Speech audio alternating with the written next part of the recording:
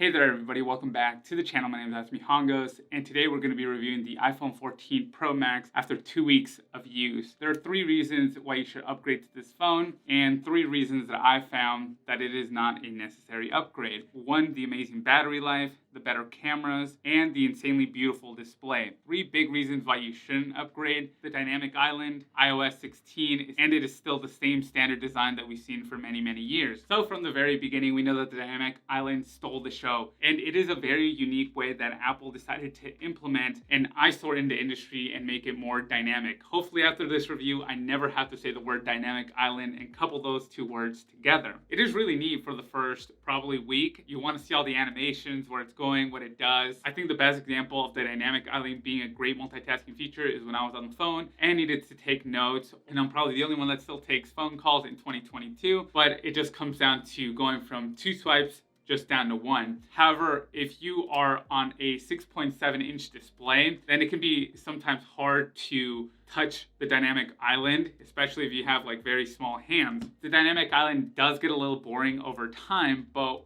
what you won't get bored of is the beautiful display. From the moment that I got this phone, it just looked so good. It is a drastic update, even from the 13 if I were to put them side to side. It's bright, you can always see it outside. At 2000 nits, you will just fall in love with this. Everything looks very well saturated, absolutely amazing, and you can stare at it for a very long time. I think that you should be very careful with the display though, because they do say that it is a much tougher sapphire, but my basic set of keys basically scratched it. It's a very tiny scratch, but I still notice it because it's an expensive phone. There's also the addition of 120 gigahertz on the Pro models, and I've personally never cared too much about it. It is nice though. Like I'll say I don't hate it, but I don't love it either. Like, oh yeah, I can tell the animations look a little bit smoother and it's a little bit easier on my eyes, but I don't find that if you're a regular consumer, it will be drastically life-changing, like the addition of car crash onto the new iPhones. With the beautiful display, 120 gigahertz, and the addition of always on, which I personally just turned off after the first week because it always felt like I had a notification. I personally didn't see a whole drainage in the battery life, but battery life is amazing. Like, it will definitely last you up to maybe 25% at the end of the day with this phone, even if you are using GPS for 30 to 40 minutes. So don't worry too much about the battery life, even with the new A16 Bionic chip. And the chip works well across the board on all applications. There's very little stutter or lag.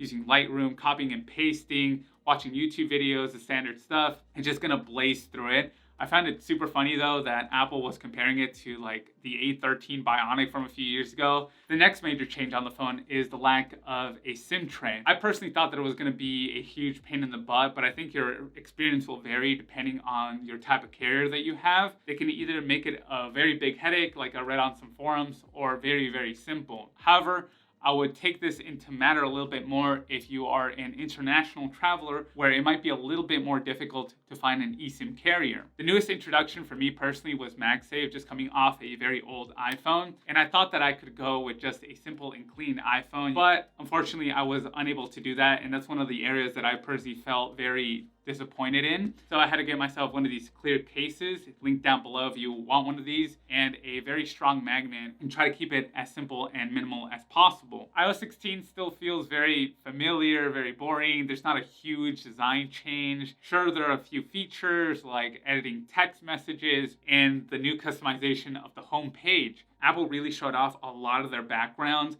and the way that the background has changed. It looks more dynamic, and of course it looks very pretty. But I think this is where they chose form over function. All the messages, all of the notifications are on the bottom. That means I have to swipe up and they're all bulked in. Personally, I thought that I was gonna like this a little bit more, but in practice, it's just super annoying. Where I find it most irritating though is while listening to music. If you're on the car or you're just holding your phone, oftentimes you're digging down to the bottom and your thumb feels like it's stretching out more compared to when it was on the top and in the center. And since this is an iPhone review, and Apple spent a whole bunch of time on the cameras, which have the biggest improvement of any iPhone that we've seen in a very long time, with a 65% bigger sensor for better depth and camera quality, I was actually super impressed with the camera, the sharpness, the quality, the depth.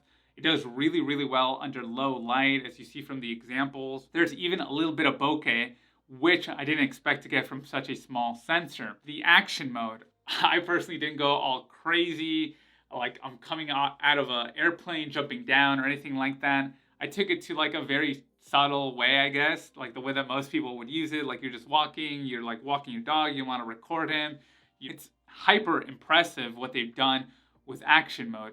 But it always switches to the wide camera, and it requires way more light than usual as it looks like it's cropping into the image. I think that where they really improved though was the 2x zoom, which captures the crop sensor from the 48 megapixel sensor. My least favorite lens though was the 3x zoom, which has the most grain, and you can see that the quality has just drastically dropped. The ultra wide and the main one are my absolute favorite, where I get the most value from. Now, I am a photographer, so I love to shoot in RAW, and these files are pretty massive. There have been a few issues where the camera does kind of expose depending on your skin color, but hopefully that can be fixed with a software update. Where I personally found myself being shocked was that the front camera doesn't autofocus, or it didn't in the past, and now it does. I thought it was super funny. Like, what was that square for that entire time? Like, was that just exposing? If you are shooting in RAW though, I would just suggest going with the 512 gigabyte model just to be safe. I believe that this is a really great option for on-the-go content creators. So to wrap things up,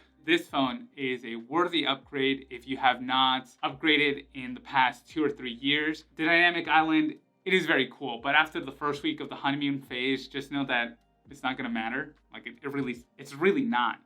And they're coming to the next phone model, according to rumors, okay? iPhone 15 already. This phone hasn't even been out for a month yet. Or 2 months. So take that into consideration as you're buying, but let me know your thoughts down below. Are you planning on getting this year's model? What impresses you the most? Make sure to follow me on Twitter, as that's where I share all the photos that I've been taking with the iPhone 14. I'm also on Vero now, so link down below. At the end of the day, thank you so much for your time and your attention. My name is Asmi Hongos, and I'll catch you in the next one.